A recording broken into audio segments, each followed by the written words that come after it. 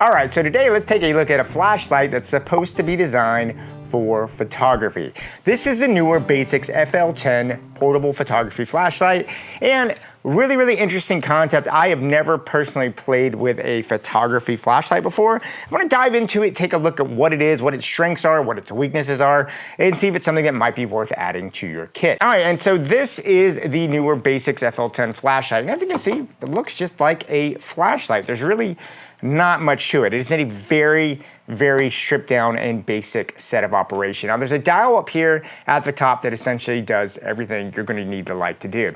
Now you got to hold it down for 2 seconds. If you hold it down for 2 seconds, what'll happen is you'll see this green light come on, and that'll let you know that it's on, and then you just start dialing it up. And it's got an intensity dialer here that'll let you dial it up or down. So you can kind of control the intensity. Now, one thing to note about this is that it is a little weird. You don't know what intensity you're at. It essentially starts all the way down and you just have to dial it up.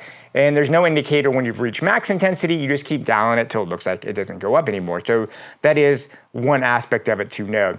The other thing about this is this isn't only a dial, but obviously you can push it. And as you push it, I'm gonna go ahead and just put this here so you can see. If I push it, it'll change colors. So you have like a yellow, you have a red, you have a blue, you have a white light situation. So it'll let you cycle through a couple of RGB lights. The other thing about this is this light is a zoomable light. So you can pull it out, and if you pull it out, it will zoom the light in, and if you push it in, it will widen it out. So you have both a zoom, basically a flood and a zoom function here on the light, which is good for dialing it in. And all of this is powered by a 750 milliamp battery that lasts for up to 180 minutes of continuous output if you're using this thing at full power.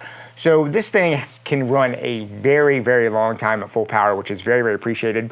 And what's really nice here is it's all powered by, you can see there's a USB-C port right here, and you charge it through a USB charge right there, and you can charge it while you are using this even when used. Now another really nice thing about this light that I thought really is what kind of starts to make it a photo light is the fact, let's be honest, if you're using a light like this, you're going to be in a studio, you're going to want to put it on a stand of some sort, obviously. And what's nice about this thing has a mount, a 1/4 inch mount here at the back, and it has one on each side. So there's one on this side, and there's one on this side, and one on the back. That means you can mount this thing very easily on stands or whatever you have. If you have like a little ball head, you can sit there and mount this right on there and have a nice control thing, which really gives this what it's designed to be, which is a photo accent light. The other thing about this light that is kind of interesting is the fact that it comes with this kind of rubber collapsible snoot here.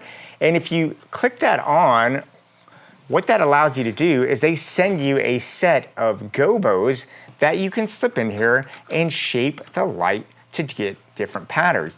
And they actually come with 20 different gobos on the light to let you shape it. And I think that's really what they're thinking this is. This really comes down as kind of an accent light to go ahead and put interesting patterns on walls or add patterns on tables, things like that. That is going to be a really important part of it. You can see right now I've got some small studio lights, and this thing is not going to overpower these studio lights. It's really designed for accents, or can actually form a nice kicker if you have some product photography and you just need a nice spotted kick. And really to demonstrate where I see like an accent thing like this, I'm gonna go ahead and you see that bookshelf there over my back shoulder. Let's go ahead and see what this light does if I put it back there and just to show you what it does. And pop, now you have a light back there behind her. And as you can see, it's basically shooting some light on there. I'm just basically throwing it up there, and that's just a bare bulb light, just adding that intensity. Now I've got it a little bit bright, to be honest with you, but what's really where this thing makes sense is when you take this gobo action